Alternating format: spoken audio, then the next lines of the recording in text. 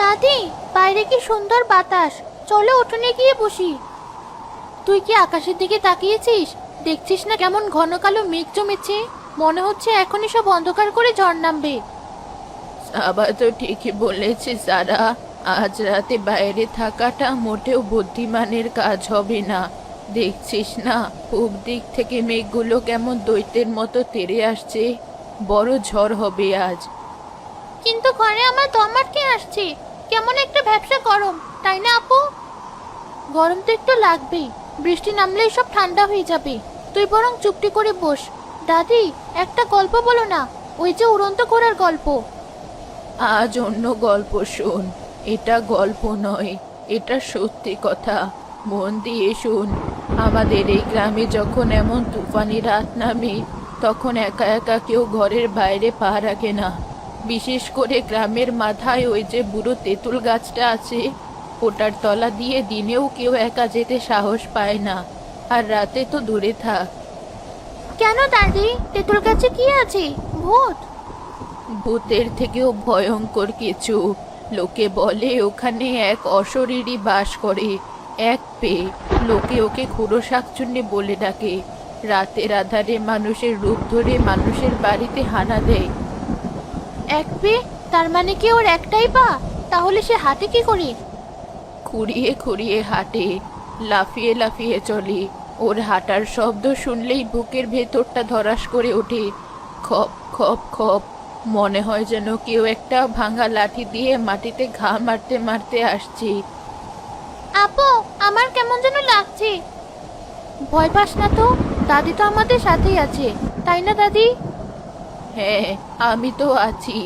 যতক্ষণ আমরা ঘরের ভেতরে থাকবো, সৃষ্টিকর্তার নাম মুখে রাখবো, ততক্ষণ কোনো বিপদ আমাদের ছুঁতে পারবে না। কিন্তু একটা কথা সব সময় মনে রাখবি, অচেনা কাউকে বা চেনা কাউকেও যদি রাতের বেলা দরজায় ডাকতে শুনিস, ভালো করে গলার স্বর না চিনে, পরিচয় না পেয়ে দরজা খুলবি না। অচেনা কাউকে তো খুলবই না, কিন্তু চেনা মানুষ ডাকলে? ওই শয়তানটা মানুষের গলার স্বরও নকল করতে পারে, তাই খুব সাবধান থাকতে হয়। এখন চল তো, রাতের খাবারের আয়োজন করি। এই যা, আমার তো মাথা থেকেই বেরিয়ে গেছে। কি হয়েছে দাদি, অমর করে চমকে উঠলে কেন? আরে, হারিকেনের তেল যে একদম তলায় এসে ঠেকেছে। আজ রাতে যদি ঝড় বাদলে আলো নিভে যায়, তাহলে এই ঘুটঘুটে অন্ধকারে থাকবে কি করে? আমার অন্ধকারে খুব ভয় করে দাদি। শুধু তাই না, তোর যে সর্দি লেগে কাশিটা বেড়েছে, তার জন্য যে ওষুধটা আনতে হবে সেটাও তো আনা হয়নি। কাল রাতেও তো তুই কাশতে কাশতে ঘুমাতে পারিসনি। তাহলে এখন কি হবে? দোকানটা এতক্ষণে বন্ধ হয়ে গেল মনে হয়। না, কাদেরের দোকানটা আরো কিছুক্ষণ খোলা থাকে। আমি বরং দৌড়ে গিয়ে তেল আর ওষুধটা নিয়ে আসি। ঝড়টা পুরোপুরি নামার আগে ফিরতে হবে। না দাদি, তুমি কোথাও যাবে না। বাইরে কিরকম থমথমে আবহাওয়া দেখেছো? আমাদের একা রেখে তুমি যেও না, আমাদের খুব ভয় করবে। হ্যাঁ দাদি, তুমি যেও না, আমরা না হয় আজ অন্ধকারেই থাকবো। আরে পাগলি মেয়েরা, এই তো গেলাম আর এলাম। তোরা তো আর ছোট নেই। তাছাড়া তেল না আনলে আলো জ্বলবে না, আর ওষুধ না আনলে তোর কাশিটা আরো বাড়বে। আমি বেশিক্ষণ দেরি করব না। তোরা দরজাটা ভেতর থেকে খিল দিয়ে বন্ধ করে দিবি, মনে থাকবে তো? কিন্তু আমাদের যদি ভয় করে? ভয় কিসের? আমি তোদের জন্য দোয়া পড়ে ফু দিয়ে যাচ্ছি।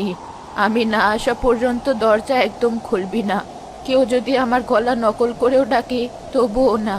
আমি এসে দরজায় 3বার টোকা দেব, তারপর ডাকবো। মনে রাখিস, 3বার টোকা। ঠিক আছে দাদি, তুমি তাড়াতাড়ি চলে এসো কিন্তু। আসি, তোরা সাবধানে থাকিস। সৃষ্টিকর্তার ভরসা।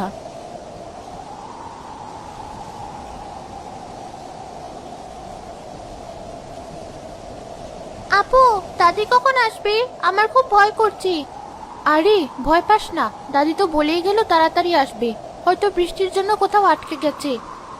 আমার মনে হচ্ছে ঘরের চালে কেউ যেন ঢিল ছুটছে। ও কিছু না, ঝড়ে গাছের ডালপালা উড়ে এসে পড়ছে হয়তো। তুই ওদিকে কান্দিস না তো। আয়, আমরা বরং গুনিয়ে আকাশে কতবার বিদ্যুৎ চমকায়। আমার খেলতে ইচ্ছে করছে না, আমার শুধু দাদির কথা মনে পড়ছে। হঠাৎ দরজায় একবার টোকা পড়লো। সাবা, সাবা, দরজাটা খোল দিদি ভাই, আমি একদম ভিজে গেছি। আপু, দাদি এসে গেছে, আমি দরজা খুলছি। তারা, যাস না। কেন আপু? দাদি তো বাইরে শীতে কাঁপছে, দরজা খুলতে মানা করছো কেন? দাদি কি বলে গিয়েছিল মনে নেই? 3 বার টোকা দেবে, এখানে তো 1 বার টোকা পড়েছে। হয়তো ঝড়ের শব্দে আমরা তাকে দুটো শুনতে পাইনি। আর গলাটা তো একদম দাদির মতো। আমার কেমন যেন অন্যরকম লাগছে। গলার স্বরটা একটু বেশি ফ্যাসফ্যাসে, তাই না? কি হলো, কথা বলছিস না কেন? তাড়াতাড়ি খোল, আমার হাত পা জমে যাচ্ছে। দাদি, তুমি এত তাড়াতাড়ি চলে এলে? হ্যাঁ দাদু ভাই, দোকান খোলা পেয়ে দৌড় দিয়েছি, কিন্তু পথে যা ঝড়, তাড়াতাড়ি খোল এখন। আমার ওষুধের শিশিটার তেলের বোতলটা এনেছো তো? এনেছি এনেছি, সব আমার কাপড়ের পুটলিতে বাঁধা। আগে ঘরে তো ঢুকতে দে, তারপর সব দিচ্ছি। সারা, চুপ করে থাক, এটা কিছুতেই দাদি হতে পারে না। কেন আপু, তুমি কিভাবে বুঝলে? দাদি পুটলি নেয়নি, হাতে ব্যাগ নিয়ে গেছে। আর দাদি কখনো আমাকে দাদুভাই বলে ডাকে না, সাবা বলেই ডাকে। কিরে, তোরা এত কানাকানি কি করছিস? দরজা খুলবে কিনা বল, আমার কিন্তু রাগ হচ্ছে। না, আমরা এখন দরজা খুলতে পারবো না। কেন পারবি না? আমি তোদের দাদি, আমার কথা শুনবি না? তুমি যদি আমার দাদি হও, তাহলে বলো তো আজ দুপুরে আমরা কি দিয়ে ভাত খেয়েছিলাম? বাইরে থেকে কোনো উত্তর আসে না, কিছুক্ষণ সব চুপ। এত চালাকি, এত প্রশ্ন! দরজা খোল বলছি, নইলে আমি দরজা ভেঙে ফেলবো।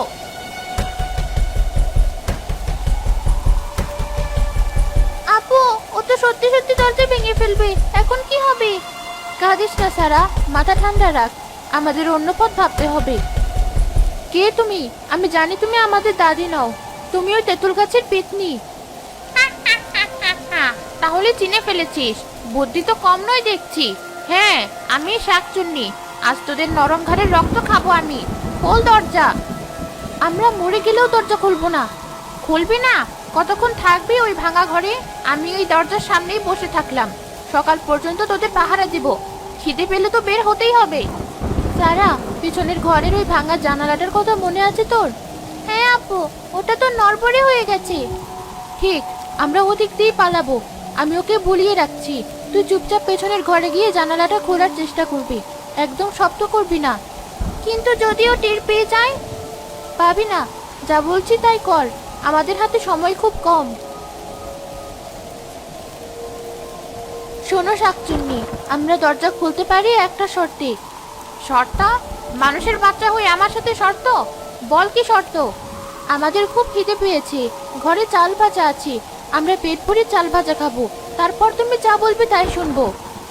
বেশ, খা তোরা, যত পারিস খেয়ে নে, খাওয়ার পরই তো তোদের খাওয়াটা আমি মটকাবো। আপু, জানালাটা খুলে ফেলেছি, বাইরে অন্ধকার, কিন্তু মনে হচ্ছে কেউ নেই। খুব ভালো, এবার শোন, আমি আগে নামবো, তারপর তোকে হাত ধরে নামাবো, কোনো শব্দ যেন না হয়। আমাদের চাল ভাজা খাওয়া প্রায় শেষ, এবার একটু জল খাবো, তারপরে দরজা খুলছি। এত দেরি করছিস কেন? আমার আর সহ্য হচ্ছে না, তোদের রক্তের গন্ধ আমাকে পাগল করে দিচ্ছে।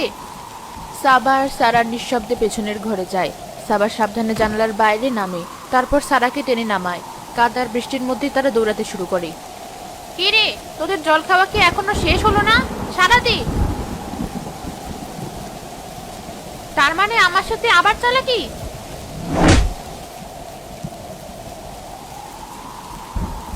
না, আমাকে ফাঁকি দিয়ে তোরা পালাতে পারবি না। আমি তোদের গন্ধ চিনি, যেখানেই যাস আমি খুঁজে বের করবই। খপ খপ খপ করে একটা ভয়ঙ্কর শব্দ তাদের পিছু নিতে শুরু করে।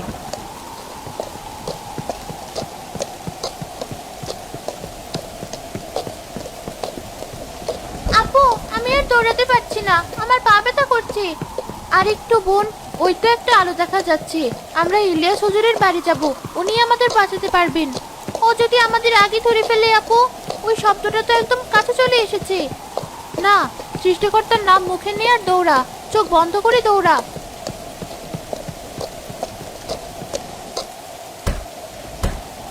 হুজুর, দরজা খুলুন, দয়া করে দরজা খুলুন, আমাদের বাঁচান। কে কে এত রাতে? সাবা, সারা, তোদের এই অবস্থা কেন?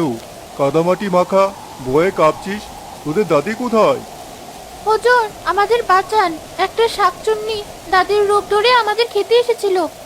ওর একটা পা, ও আমাদের তাড়া করতে করতে আসছে। আমি যেমনটা আশঙ্কা করেছিলাম, তেঁতুল গাছের ওই খবিশটাই তাহলে আজ শিকারে বেরিয়েছে। তোরা তাড়াতাড়ি ভেতরে আয়, এক মুহূর্ত বাইরে থাকা নিরাপদ নয়। তিনি মেয়ে দুটোকে ভেতরে টেনে নিয়ে দরজা বন্ধ করে দেন। ঠিক তখনই দরজার বাইরে খপ খপ শব্দটা এসে থামে। হুজুর, ঘরের ভেতর কি লুকালেন? ওগুলো আমার খাবার, আমাকে ফিরিয়ে দিন। আল্লাহর নানত তোর উপর। তুই ওই নিষ্পাপ বাচ্চা দুটোর কোনো ক্ষতি করতে পারবি না। যেখান থেকে এসেছিস সেখানেই ফিরে যা। ফিরে যাব এত সহজে? আজ রাতে ওদের রক্ত না খেয়ে আমি এক পাও নড়বো না। দেখি আপনি কতক্ষণ ওদের আগলে রাখেন। আমি এই দরজার সামনেই বসে রইলাম।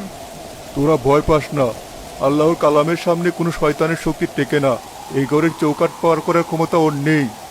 কিন্তু ও তো বাইরে অপেক্ষা করবে, আমরা বাড়ি ফিরবো কি করি? দাদি বা কোথায়? তোদের দাদি নিশ্চয়ই কোনো নিরাপদ জায়গায় আশ্রয় নিয়েছে। এখন বলতো ঠিক কি কি ঘটেছিল, আমাকে সব খুলে বল। সাবা প্রথম থেকে সব ঘটনা বিস্তারিতভাবে হুজুরকে বলে।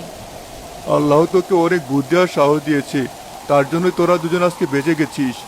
কিন্তু ওই শয়তানকে যদি আজই শেষ করা না যায়, তাহলে ও গ্রামের আরো অনেকেরই ক্ষতি করবে। ওকে কি শেষ করা যাবে হুজুর? সব কিছুরই শেষ আছে। আল্লাহর কালামের চেয়ে বড় কোনো অস্ত্র পৃথিবীতে নেই। আমি কিছু জল পড়া তৈরি করব। সেই পড়া জলই ওই খবিশটার বিনাশ ঘটাবে। কিন্তু ও তো ঘরের বাইরে, ওর গায়ে জলটা আমরা দেবো কি করে? তার জন্য একটা ফাঁদ পাততে হবে, আর সেই ফাঁদটা তোদের বাড়িতেই পাততে হবে, কারণ ও তোদের খুঁজতে আবার ওখানে যাবে। আবার ওখানে যেতে হবে? আমার খুব ভয় করছে। চুপ কর সারা, ভয় পেলে চলবে না। হুজুর আমরা রাজি, বলুন কি করতে হবে? ওই শয়তানটাকে আমরা শেষ করতে চাই। এই তো সাহসী মেয়ের মতো কথা। ইমান আর সাহস যদি একসাথে থাকে, তাহলে কোনো শয়তানি শক্তি টিকতে পারে না। আমি জলপড়া তৈরি করছি, তারপর আমরা বের হব। আল্লাহ আমাদের সহায় হবেন।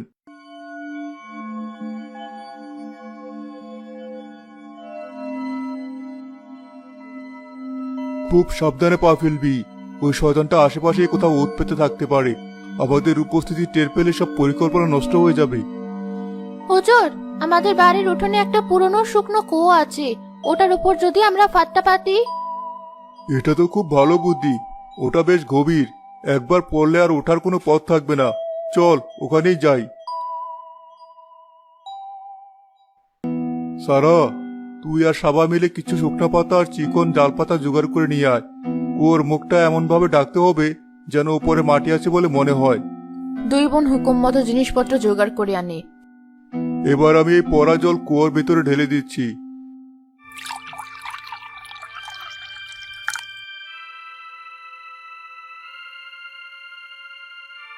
আমাদের ফাঁদ তৈরি, এখন শুধু শিকারকে টেনে আনার পালা।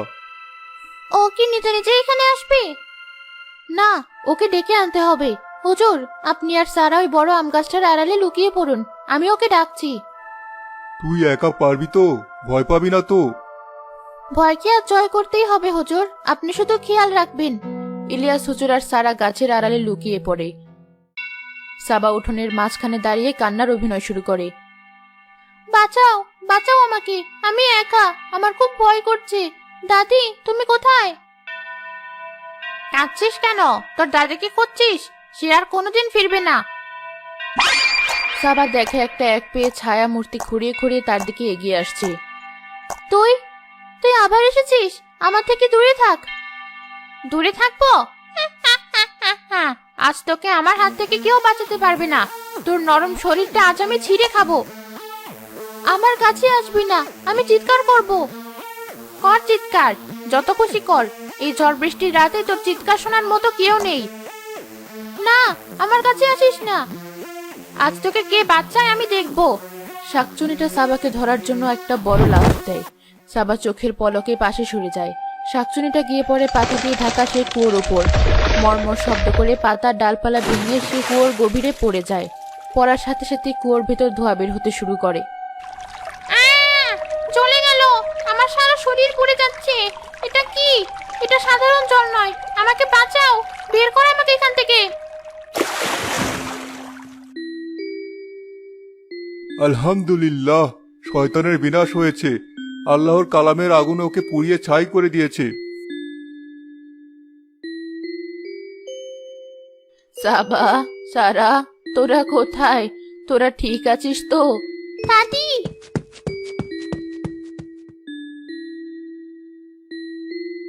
হুজুর, আপনি? কি হয়েছে এখানে? এ পোড়া গন্ধ কিসের? যা হওয়ার হয়ে গেছে বোন। সৃষ্টিকর্তা আপনার নাতনিদের হাতেই আজ গ্রামটাকে একটা বড় বিপদ থেকে রক্ষা করেছেন। ওদের সাহস আর ইমানের জোরেই আজ খুরো শাকচুন্নির অধ্যায় শেষ হলো।